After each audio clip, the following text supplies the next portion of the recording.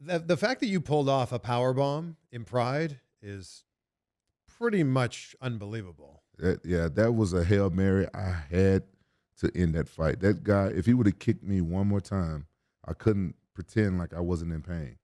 But you picked him up like he weighed nothing. Yeah, that's the wolf. I lost my temper. That was on my 26th birthday.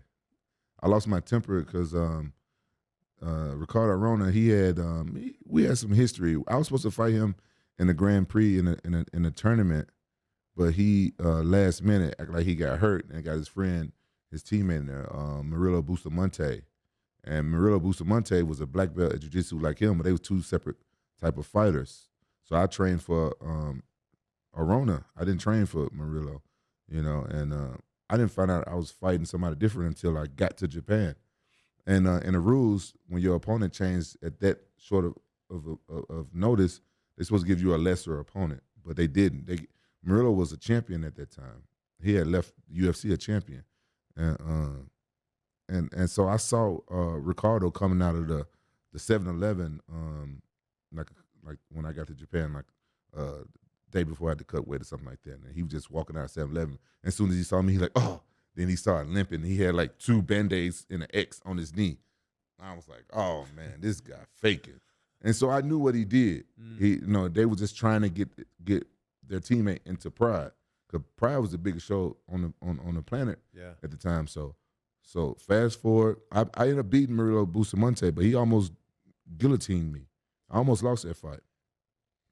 So I'm fighting Ricardo Arona.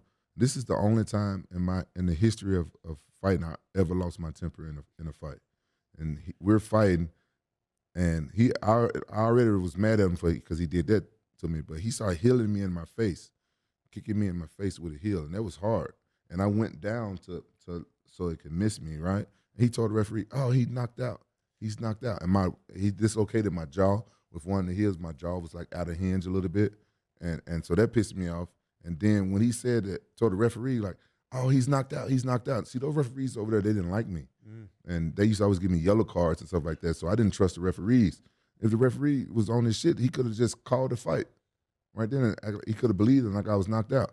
So that pissed me off. And if you go back and watch that fight, it was right after that when I powerbombed him.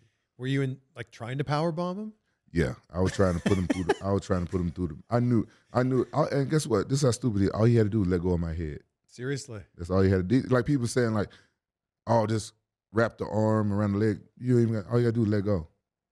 It looked dangerous. Like some people have been knocked out from moves like that. Yeah. But you know what? I got a lot of shit for that. People say I headbutted him. That's not true. When he got knocked out, it was so hard that it knocked him out instantly, and his head came back and got me in the eye.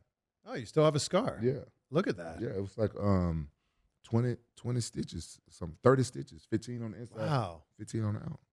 Is that the highlight that people go back to the most? Yeah,